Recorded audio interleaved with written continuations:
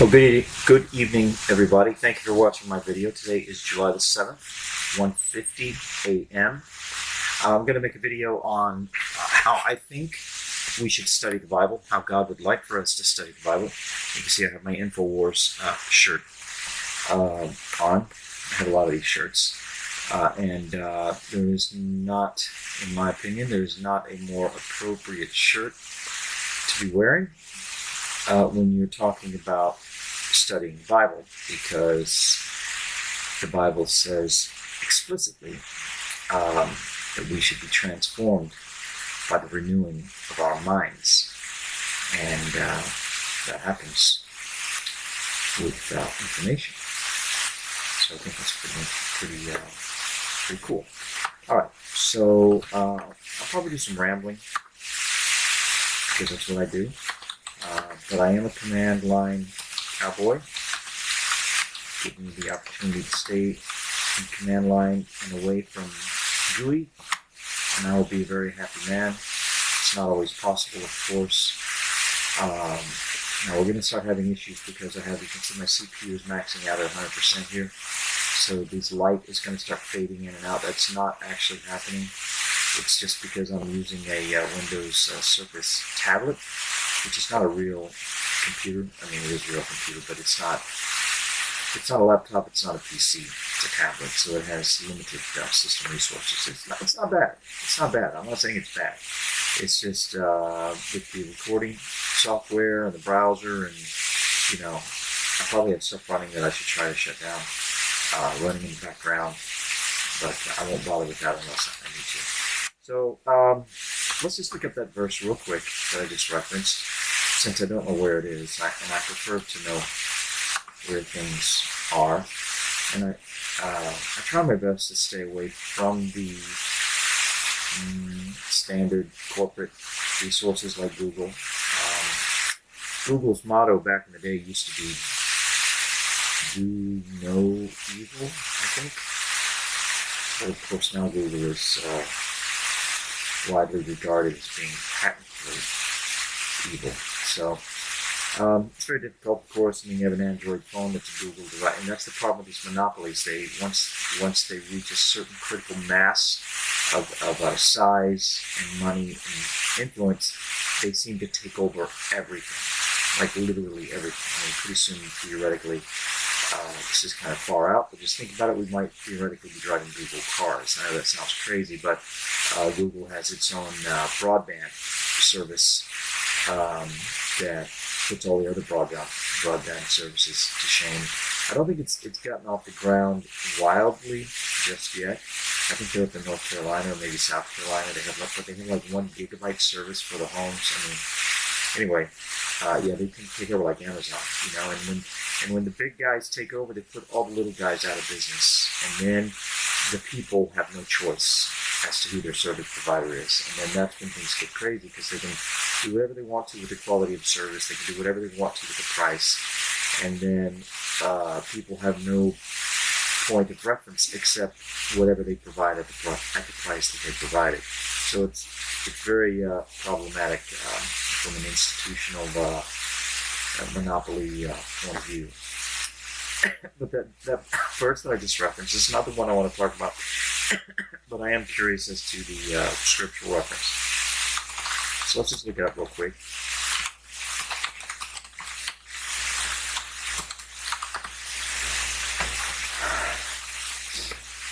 Okay, so Romans 12:2. I wish I was better at knowing verses off the top of my head, but I'm not. So, King James Version, which is always poetic and pleasant to read. If you like sort of poetic flowing rhetoric like I do. It's not quite Shakespearean, but it's a click or two in that direction. Here it is. And be not conformed to this world, but be ye transformed by the renewing of your mind, that you may prove what is that good and acceptable, perfect will of God. So that's King James. Next to King James, my second favorite would be the New International Version. So let's check that one out. Okay, good. Do not conform to the pattern of this world, but be transformed by the renewing of your mind. Then you will be able to test and approve what God's will is, His good, pleasing, and perfect will. And I have heard some other people say that a really good version also is the New American Standard Version. And do not be conformed to this world, but be transformed by the renewing of your mind, so that you may prove what the will of God is, that which is good and acceptable, perfect. So that's a really great verse. I think it was Benjamin Franklin, maybe, who said that key to understanding it is having the ability to question what you think you already know on a continual basis. So I think that this verse, to me at least, really speaks to that, by being transformed. And I look at transformation as a ongoing process. Like, I think that we should be in a continual state of transformation. Transformation is the antithesis to calcification, and I think that it's a very dangerous place to be when you are spiritually, intellectually, emotionally, socially, physically, obviously, calcified. You know, you're brittle, you're dead, or on your way, you're heading in the direction of death, and you're just not flowing and organic. You're not alive. Really. You're not what a living thing should be. A living thing should not be calcified. Right? So this continual state of transformation, where you're constantly questioning what you think you already know, and let's look at another verse in this respect as well.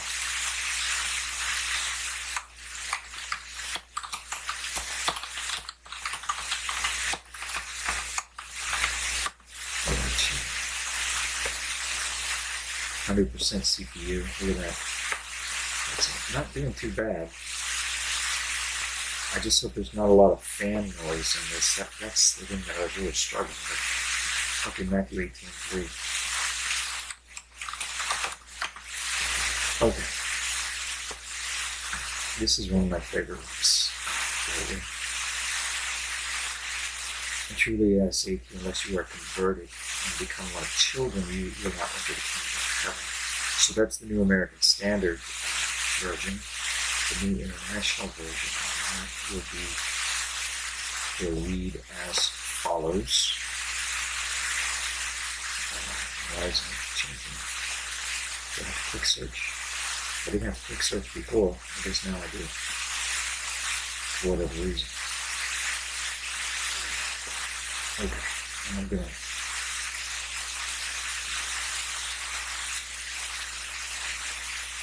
do this. He called a little child and placed a child, and he said, "Truly I tell you, unless you change and become like little children, you will never enter the kingdom of heaven." So the thing I like about this is that it's because children are in a continual state of transformation, right? Because they don't know anything. They don't have, their lack of knowledge works in their favor, because they don't have the temptation for intellectual pride. They know nothing, and they know nothing, and so everything is fascinating to them. I think where we get tripped up is that we learn a little bit, but to us it seems like a lot, because we don't have proper respect or fear of God, who is infinite. There goes the lighting again, fading in and out. That's the CPU. That's the CPU. That's because of the CPU maxing out. But so we compare what we know to what other people know, or we compare what we know to the standard that is set before us, that is defined for us as in terms of what quote unquote a lot is, and we think we know a lot, and therefore we become very prideful, and the pride is the beginning of the calcification. Because when you're prideful about what you know, you're unwilling to learn something contrary that is contrary to what you already know, because you think you already know what is right about that particular subject. Children don't have that dysfunction, right? So, by the way, another side effect of the CQ being at 100% is that the video and the sound is going to be out of sync, because this is about 4 seconds behind. No saying, so whatever. Okay, but anyway, that's just that's in the InfoWars vein. There's a transformation vein, the becoming like a child vein, the living versus dead, the organic, the healthy organic versus the calcified, mineralized, turned to stone state of our existence as humans. That's in that vein. It's not actually what I wanted to talk about.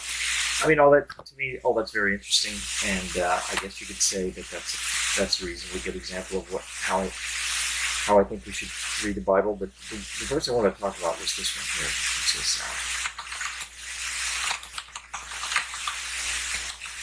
and I'm going to apologize in advance, because this bad boy right here, I'm going to tell you right now, I can talk for an hour about this and chase about 100 rabbits down 100 different rabbit trails with respect to this verse. And it may not be a verse that you've ever heard before, which really are the verses that I'm attracted to. Okay, so I'm not sure. There are some verses where the different versions are very similar and some where they're not. This is one, it's a fairly good example where the different versions of the Bible are not very close. The NIV says, plans fail for lack of counsel, but with many advisors they succeed. Okay. So that's the New International Version. The King James Version is here.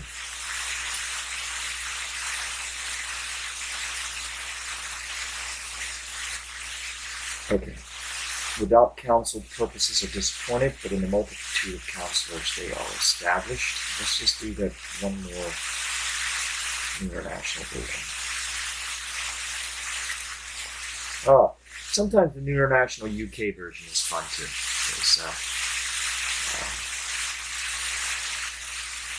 I might even, plans fail for, this is the one I like.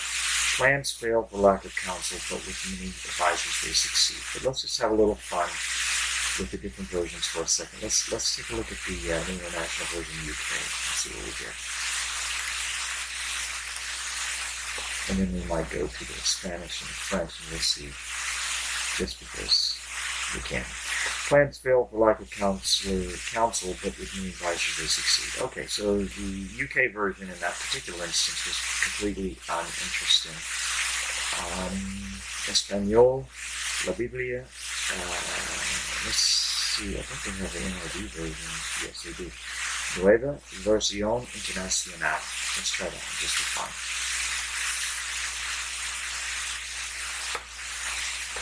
Okay, I don't need this anymore. Let's see, cut down a little memory. Proverbios 15:22, yo creo. Cuando falta el consejo, fracasan los planes. Cuando abunda el consejo, prosperará. Alright, and then let's play with the French one just for fun. Francais. I don't really know. I don't know all these different ones are, but this one is the closest thing to NIV that I can see here, so I'll look at it. And if you speak Spanish or French, feel free to give me a score. Even if it's horrible, that's fine. Proverbs, I can't remember how to say 15 in French. look it up. 22. Les projets échouants. Faute d'une assemblée qui délibérait, mais il précision quand il y a de nombreux conseillers.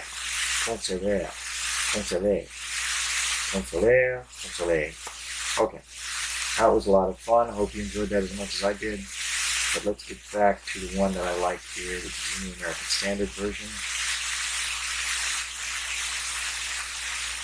Without consultation, plans are frustrated. Okay, so basically the part of this that I want to focus on is, but with many counselors, plans succeed. Now, people who don't really know how to read the Bible, okay, might read that and say,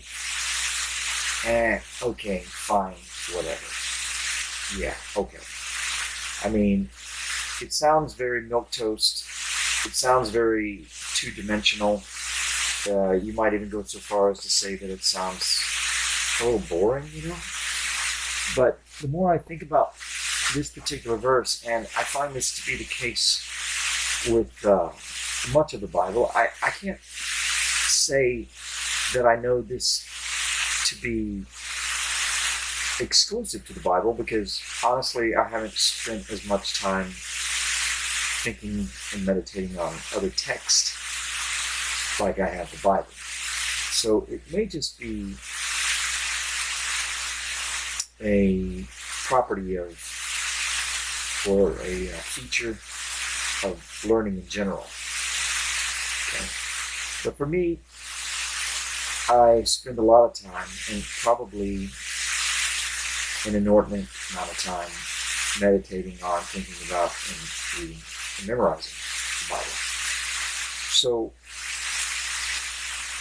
I find that's what I can talk about.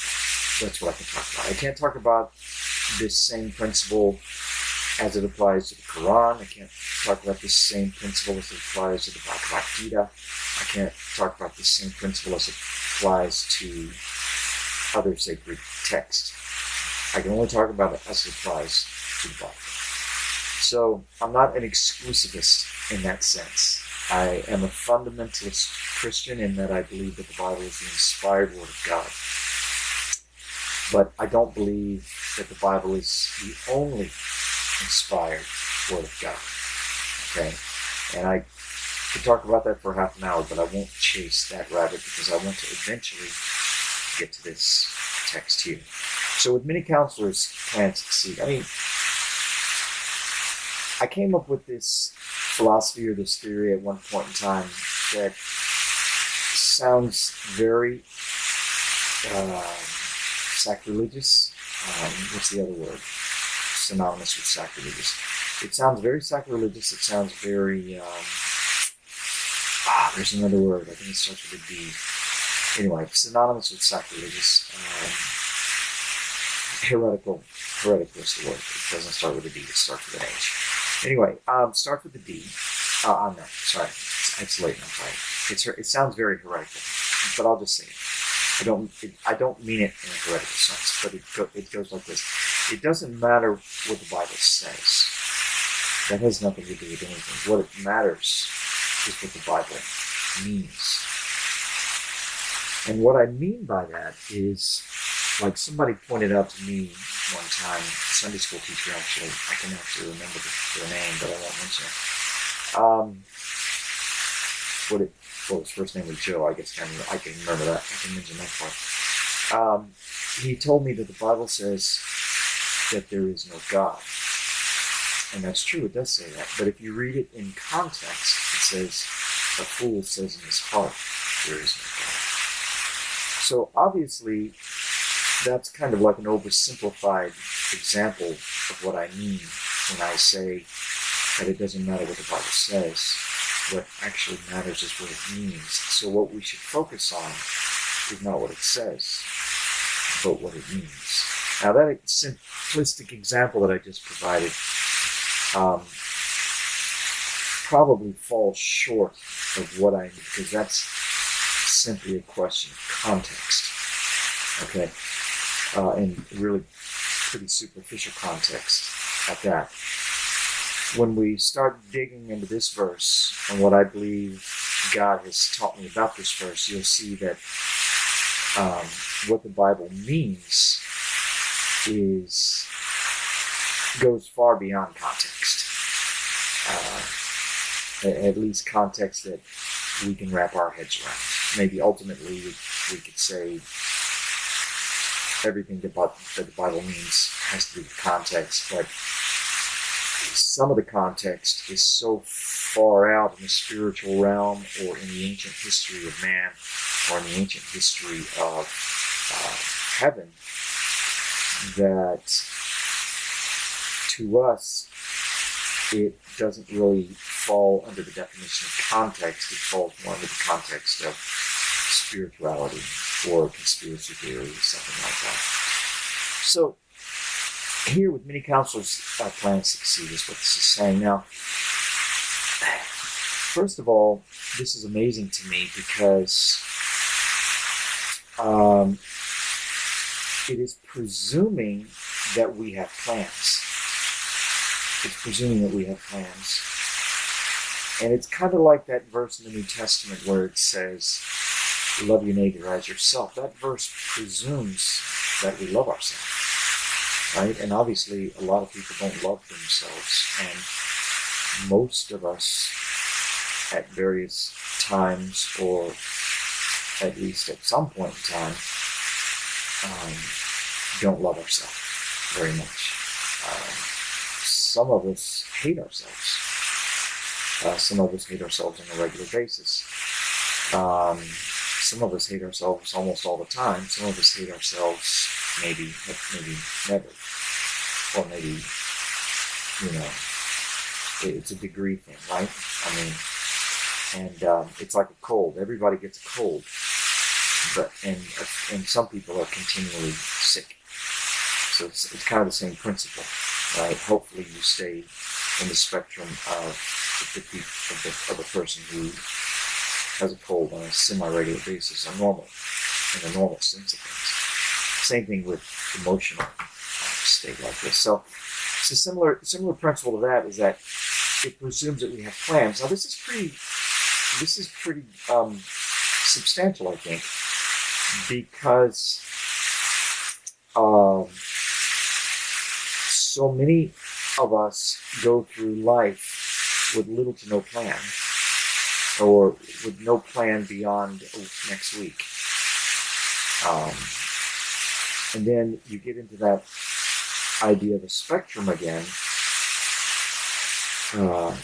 There are some people that have no plan beyond an hour from now. Some people have no plan beyond tomorrow. Some people have no plan beyond next week. Some people have no plan beyond next month and next year, and then 5 years, and so on and so forth.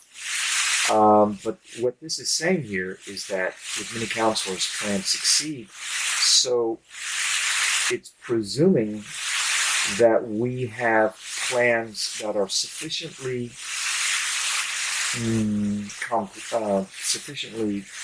premeditated, sufficiently substantial that counselors are justified.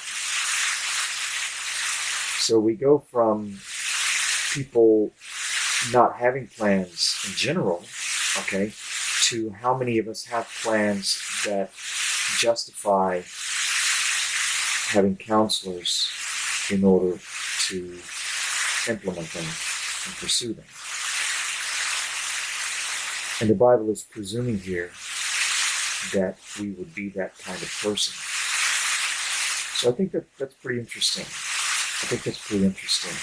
I have to say that for myself, I'm trying to become the kind of person who has plans that are substantial enough that they justify having counselors, A, and B, substantial enough such that they will attract people who will be willing to act as a counselor in the interest of their implementation. So I'm hoping that you can see that this verse is starting to acquire some depth, and we haven't even really gotten to the depth part of it, really. I mean, we're starting. But, and again, this is a video about how to study the Bible. And I think that what I mean here is that you could take a single verse like this and meditate on it for years. And over the years, as you learn, kind of like that Chinese or Eastern saying, when the student is ready, the teacher will appear. As you learn more about things in general, life in general, the verse begins to teach you. Whereas at the beginning, it's not quite correct to say that it's a jumbled mess of words, but it's almost, when the first time you read it, it's like, so what? I mean, okay, fine, whatever. I mean, that's kind of our natural reaction to these things. And so and by the way, this is contrasted with fake wisdom, because fake wisdom, the kind of stuff that tickles our ears, that's the way the Bible puts it in the New Testament. Fake wisdom sounds impressive, but the more you dig into it and the more you have life experience and the more you meditate on it, the further you go down the road with this fake wisdom in mind, the less meaningful it becomes, the more obvious it becomes that it's just a sparkle. It's just a flash. It's just nothing. The Bible is the extreme opposite of that. It looks like nothing up front. But the more you meditate on it and the more life experience you have, you find out that it just kind of like explodes in a kaleidoscopic way with respect to order, beauty, and meaning, and power. Order, beauty, meaning, and power, in my experience. Okay, a guy, my youth minister, when I was a teenager, in the First Baptist Church of LA Beach, said something that's really stuck with me. I can't remember the guy's name. I remember he was really young, with dark hair, kind of a mousy kind of persona, if you know what I mean by mousy. He said something that stuck with me, and it goes like this. How do we know God's will? Well, God's will is when is like when a boat captain navigates his way through the ocean. Apparently or supposedly they use 3 points of reference. Number one, they have these buoys. And number two, they have, oh man, I'm going to mess this all up. Number one, I guess they have maybe, let's just say, I can't remember for sure, they're navigational charts. And number three, they have something else. I don't know what. Maybe their own field of vision or something. I don't know. But anyway, point being is that when they all line up, okay, that's when they know they're on track. It's the same thing with spiritual wisdom and knowing what's right and knowing what's wrong and even knowing how to interpret God's word, is that when what the Bible says, what our own rationale and personality and way of thinking tells us, and then what other people tell us, when it all lines up, that's a really good sign, an excellent sign that you're on the track for God's will and for knowing God's will.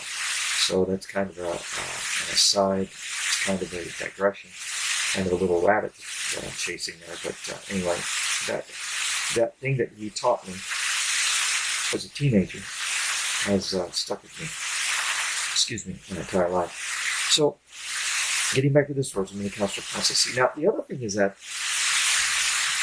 this thing, like I said, it presumes that we're the kind of people that have plans that are substantial enough to justify having counselors to implement. And they're substantial enough to attract counselors who will be willing to invest their time in the interest of their implementation. And that we are that kind of a person. Now, think about who has counselors like that. Important people, right? Important people. Teens might even go so far as to say. I mean, stereotypically, teens have counselors. I mean, lots of people have counselors. And in our day, kings aren't necessarily called kings. As a matter of fact, in our day, kings are kind of I don't want to say throwaway, but they're kind of like a afterthought. The real people that get things done are the magnates, the business magnates, and some of the titled politicians, not all of them, but some of them. And just sort of like influential thought leaders. So the idea of a king is really kind of an abstract thing. I mean, even throughout history, there have been powerful kings and not so powerful kings. And king's power has always been challenged by the power of a wealthy merchant or a wealthy consortium of merchants, or just different type of thought leaders, prophets, poets. Sometimes poets challenge kings. So sometimes like a journalist, a very powerful journalist, can rival the power of a king. So the idea of a king is and always has been more abstract than it has been titular. But with respect to books and movies and all types of literature, it's easier to stereotype the king as being sort of a literal thing,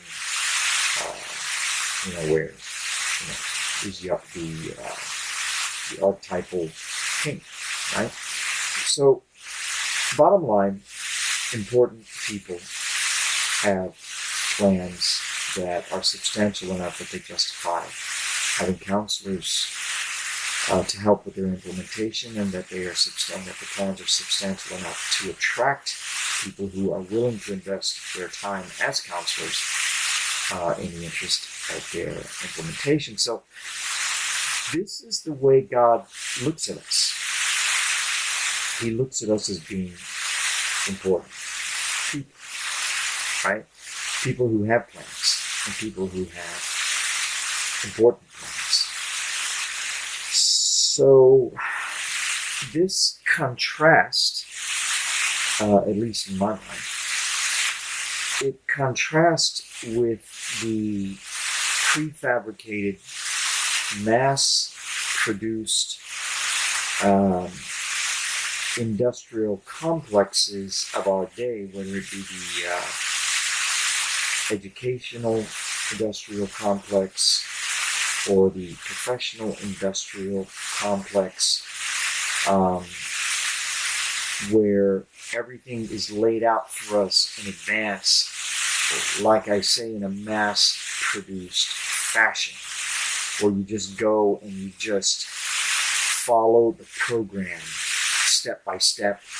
You read the 50 books that you're told to read and take the test to prove that you read them, or maybe it's 100. Let's just say it's 100. Be generous to these. Let's be generous to the educational industrial complex that prefabricates these curriculums and then sells them at usurious prices to the innocent youths, the vulnerable, insecure, innocent youths, put them into debt for 10, 12, 20 years. And so they just sort of lay everything down. There's no counsel required because everything is preset. In my mind, okay, it's like a poodle show. And you just come to the poodle show and jump through the hoops and get your score. Get your grade or get your score. And the same thing occurs in the marketplace with the industrial, the industrial complex, the IIC, or the professional industrial complex, where everything is laid out for you in advance. I think that God prefers for us to be free, and not rats in a maze, going from one piece of cheese to the next. Or like I say, not poodles in a poodle show jumping through one shiny silver hoop, and then running up a ramp, and then just following some sort of like silly, sparkly course. What's it called? A course, a obstacle course, with poofed hair and painted fingernails to get a score at the end and get a treat every time you complete, So I don't mean to belabor the point, but that's the way so much of, I don't want to say our society, because I don't want to make our society seem worse than others that are contemporaneous to us or others throughout history. I think that basically any advanced society suffers from this failure. The failure being the death of the individual, because everything just becomes so prefabricated and laid out in advance that people don't need counselors anymore, or their counselors become people who are just holding their hand and walking them through a prefabricated process. I mean, you just think about it, a college degree. They have all of these tracks laid out, let's just say, for example, mechanical engineering, and they picked 100 books that you're going to read. And I'm being generous with 100. It's probably more like 50, right? Before you get your prize, your score, your degree, whatever, however you want to look at it, at the end of it. But in reality, there's hundreds of thousands of books on mechanical engineering, right? So if everybody pursued their own personal development in the interest of mechanical engineering, everybody would pick a different set of 100 books. So there would be many approaches to mechanical engineering as opposed to one approach with one standardization institute, one set of standards.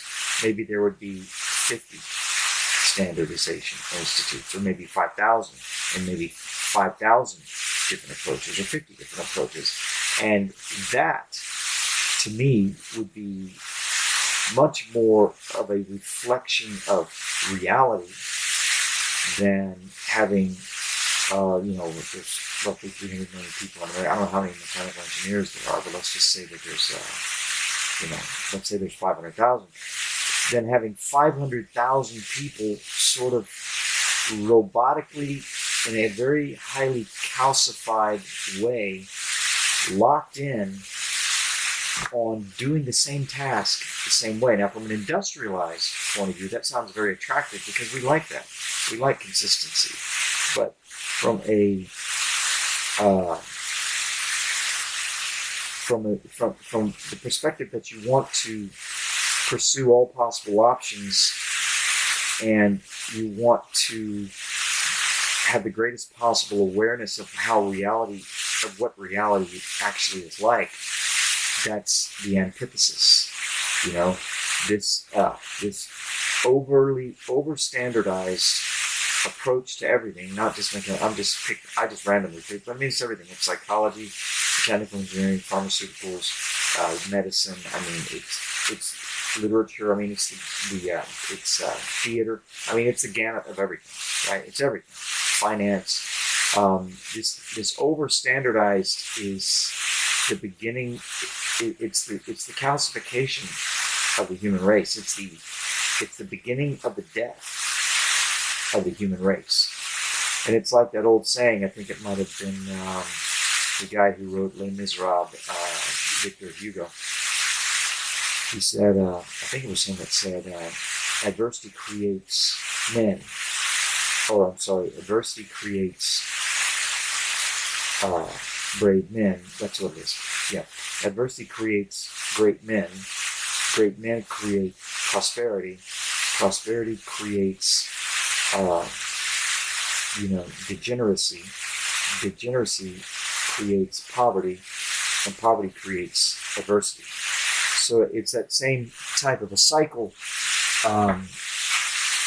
that is personified in my mind, a lot of people's minds, most explicitly with the, and it may not be really justified because it might happen a lot more often than we really consider. But anyway, just stereotypically, it's personified most clearly and most explicitly with the Nazi society, because they were so extraordinarily single-minded and standardized and all going in the same direction at the same time. And again, because we all suffer from this social deficit, this spiritual disease of a sort of a lusting for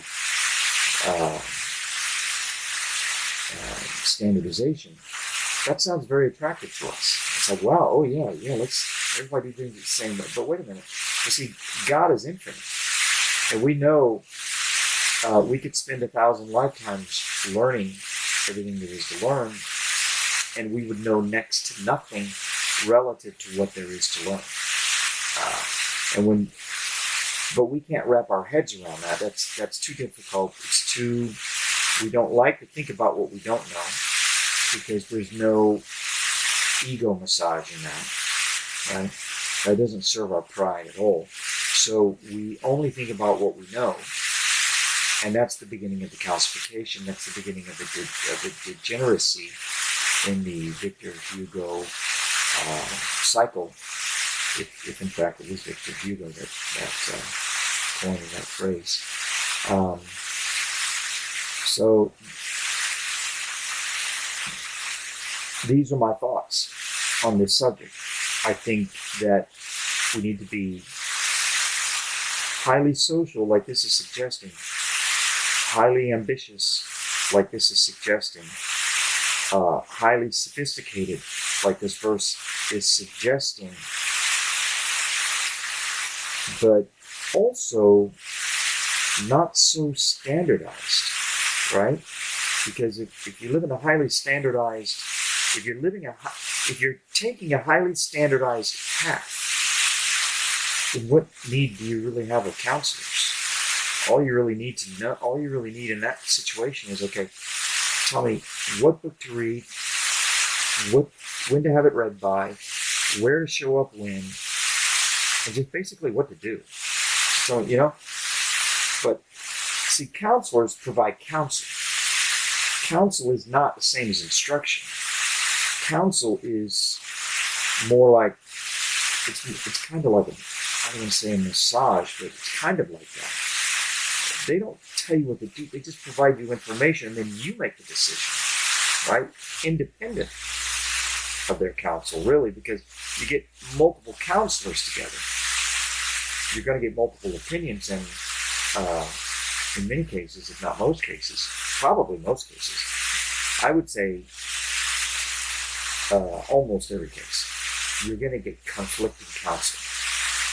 I'll never forget when my mom was in the hospital after she had her stroke. We had 3 doctors in the room, right? And all 3, and there was a 4th doctor.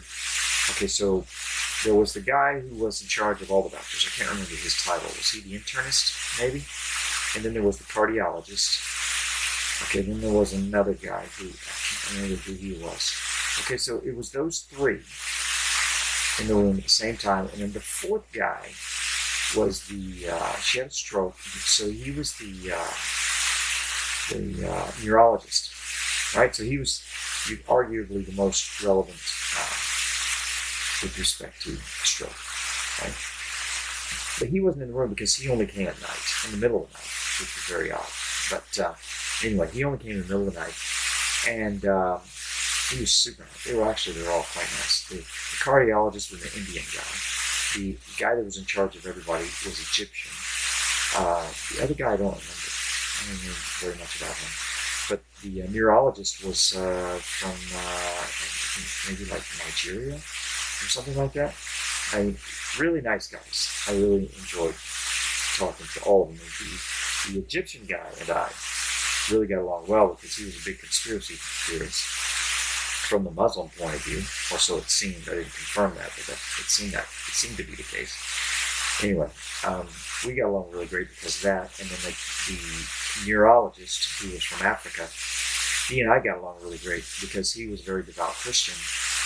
So that was all. I mean, those in that respect. The cardiologist, I didn't really like much interaction with him because he was an Indian guy. They're all very nice. But my point is that all four of them had,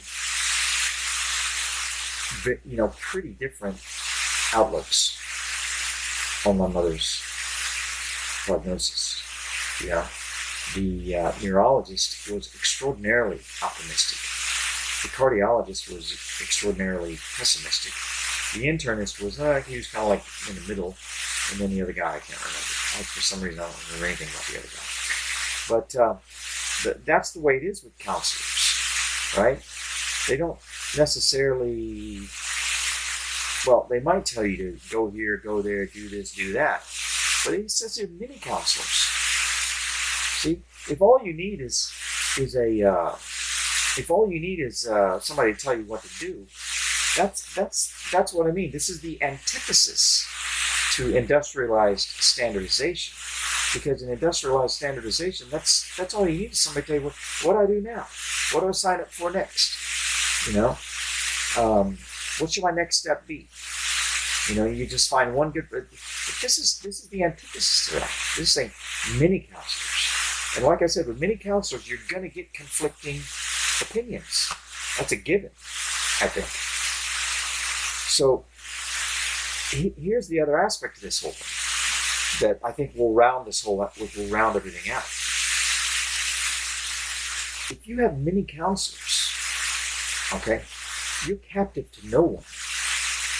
If you have many counselors, by definition, you're in charge.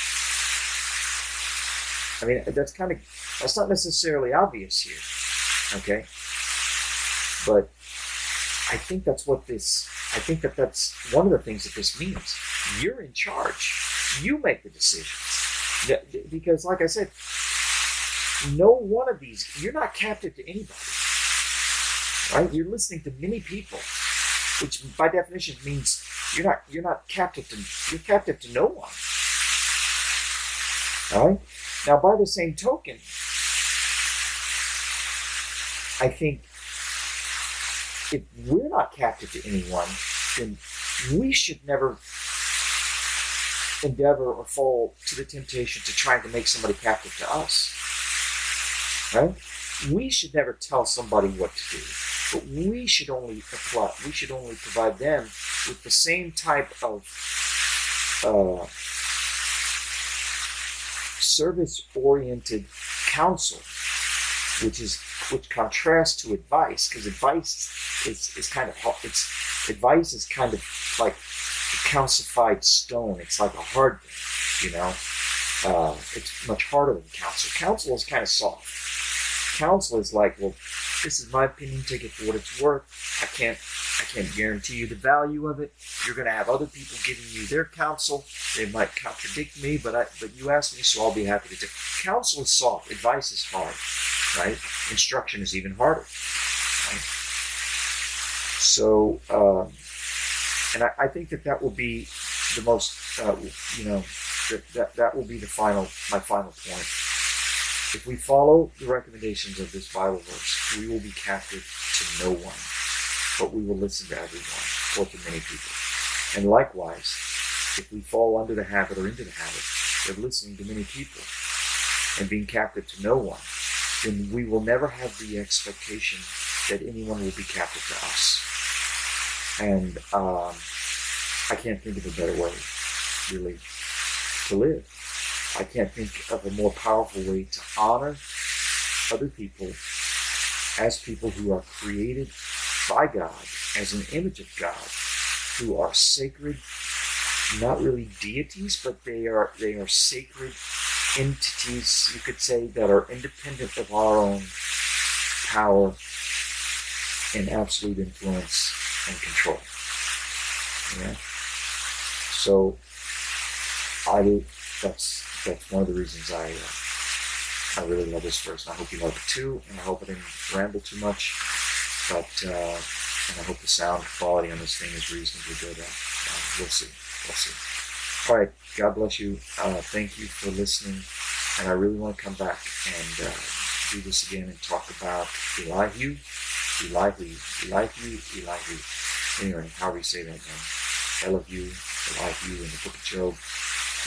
Also a very fascinating character. And I do just encourage you to take the Bible and use it as a source of meditation and make your own discoveries. That would be my counsel to you. God bless you. Thank you. Good night.